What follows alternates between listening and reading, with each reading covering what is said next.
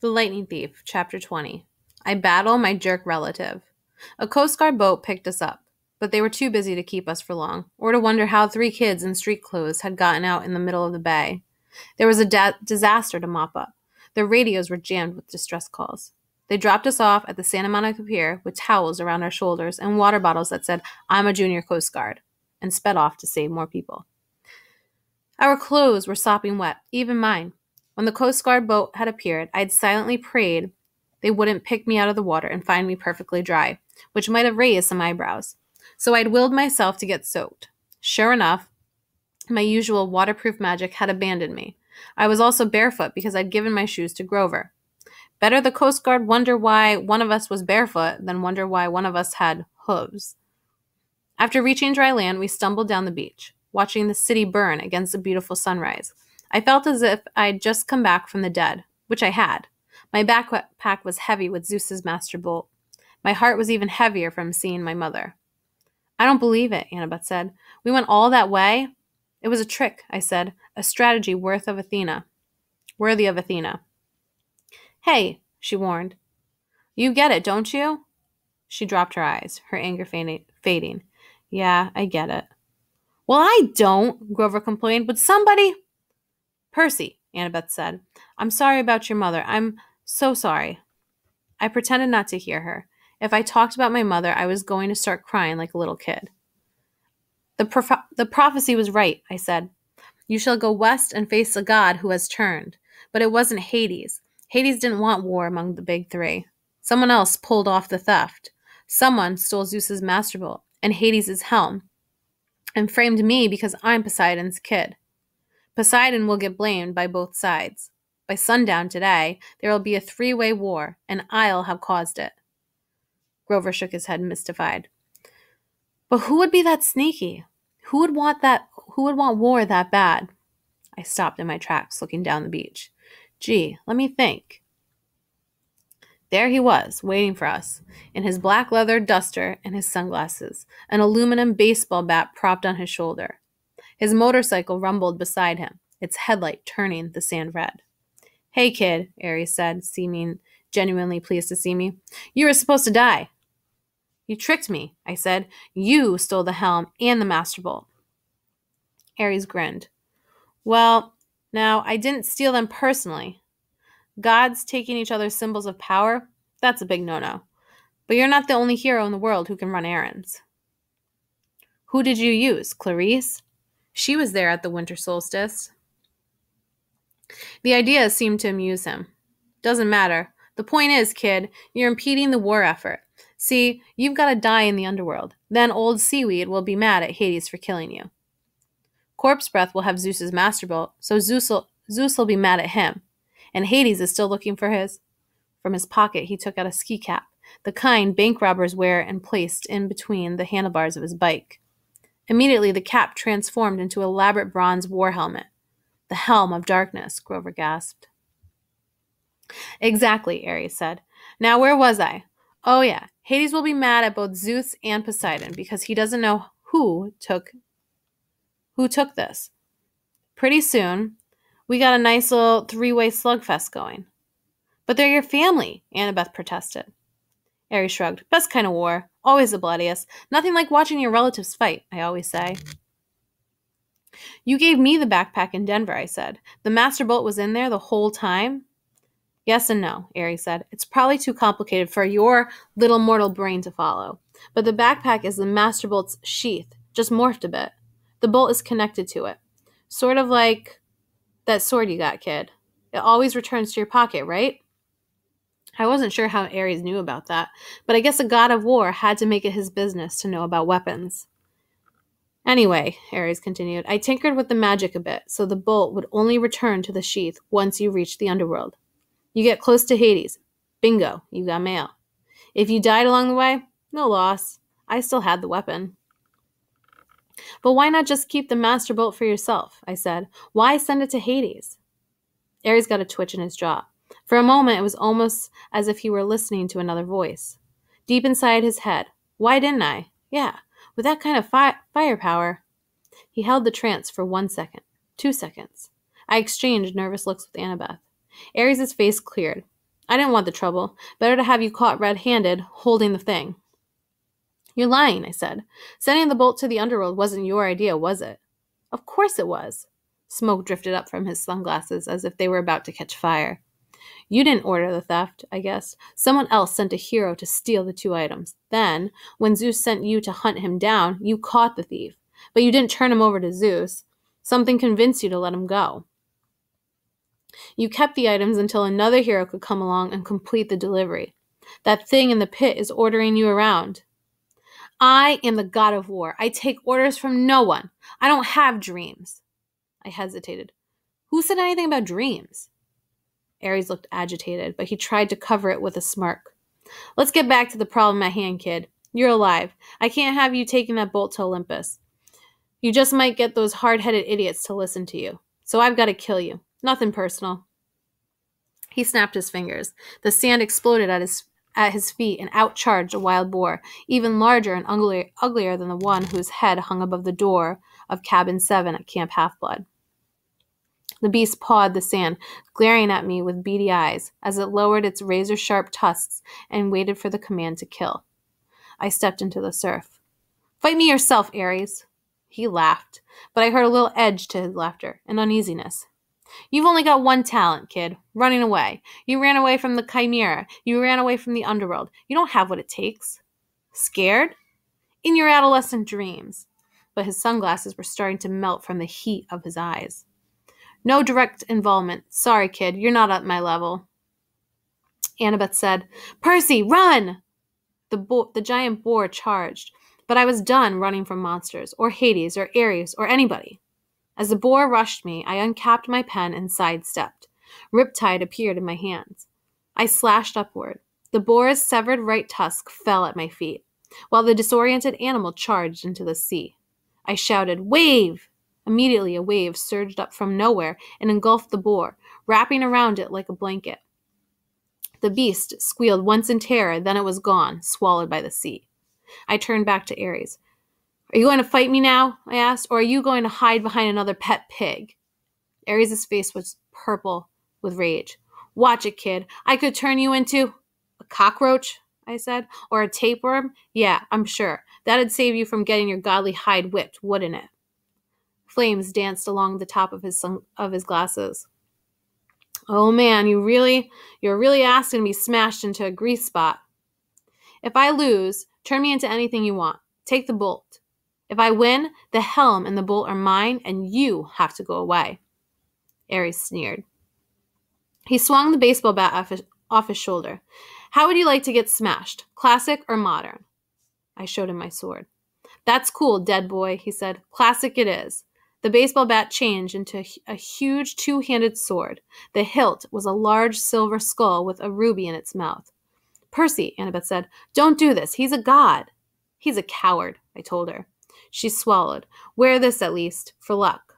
She took off her necklace with her 5 years' worth of camp beads and the ring from her father and tied it around my neck.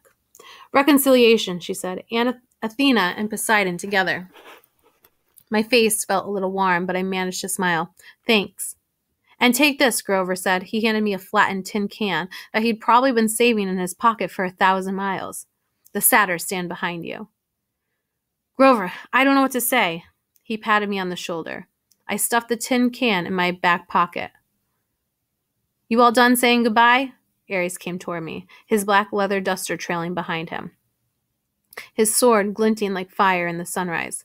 I've been fighting for eternity, kid. My strength is unlimited, and I cannot die. What have you got? A smaller ego, I thought, but I said nothing. I kept my feet in the surf, backing into the water up to my ankles. I thought back to what Annabeth had said at the Denver diner so long ago. Ares has strength. That's all he has. Even strength has to bow to wisdom sometimes.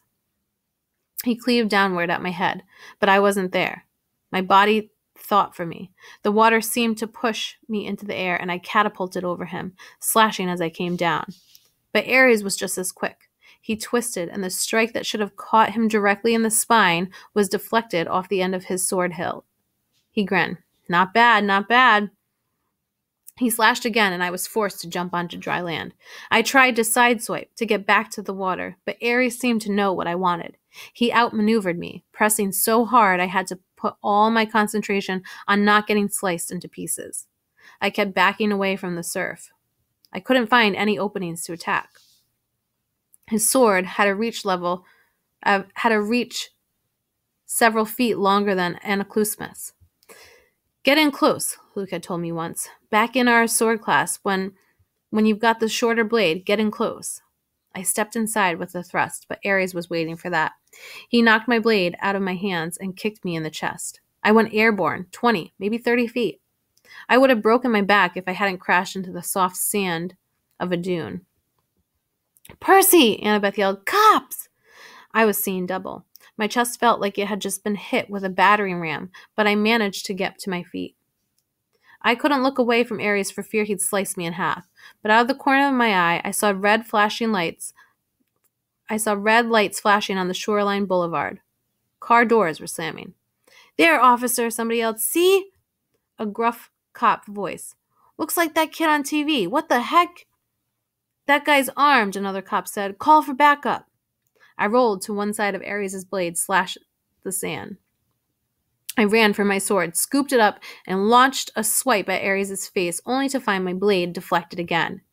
Ares seemed to know exactly what I was going to do the moment before I did it. I stepped back toward the surf, forcing him to follow. Admit it, kid, Ares said. You got no hope. I'm just toying with you.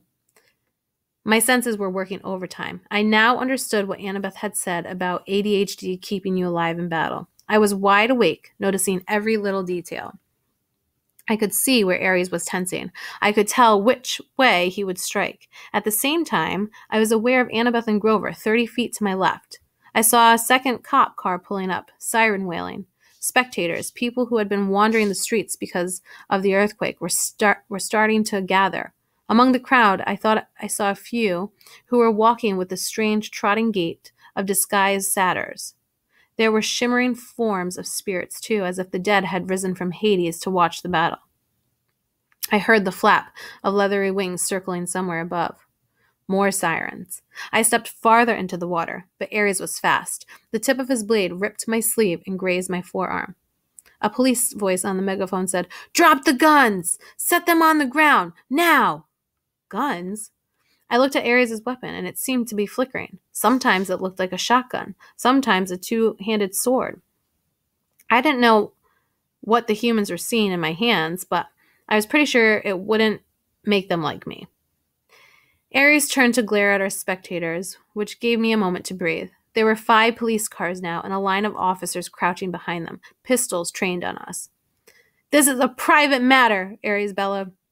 Be gone. He swept his hand, and a wall of red flame rolled across the patrol cars. The police barely had time to dive for cover before their vehicles exploded. The crowd behind them scattered, screaming. Ares roared with laughter.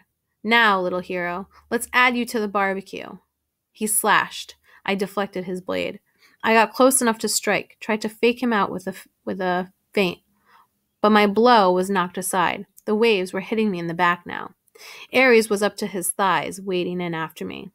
I felt the rhythm of the sea, the waves growing larger as the tide rolled in, and suddenly I had an idea. Little waves, I thought, and the water behind me seemed to recede. I was holding back the tide by force of will, but tension was building, like carbonation behind a cork. Ares came toward, grinning confidently. I lowered my blade, as if I were too exhausted to go on. Wait for it, I told the sea. The pressure now was almost lifting me off my feet. Ares raised his sword. I released the tide and jumped, rocketing straight over Ares on a wave. A 6-foot wall of water smashed him full in the face, leaving him cursing and sputtering with a mouthful of seaweed.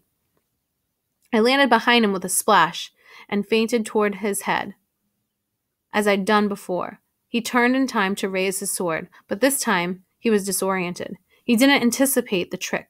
I changed direction, lunged to the side, and stabbed Riptide straight down into the water, sending the point through the god's heel.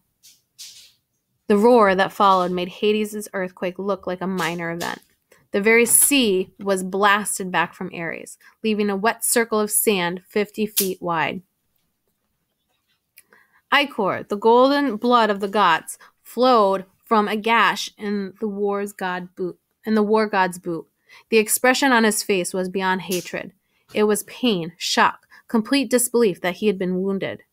He limped toward me, muttering ancient Greek curses. Something stopped him. It was as if a cloud covered the sun, but worse. Light faded. Sound and color drained away.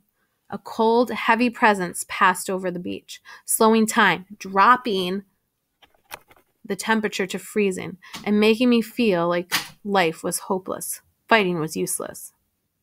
The darkness lifted. Ares looked stunned. Police cars were burning behind us. The crowd of spectators had fled. Annabeth and Grover stood on the beach in shock, watching the water flood back around Ares' feet, his glowing golden ichor dissipating in the tide.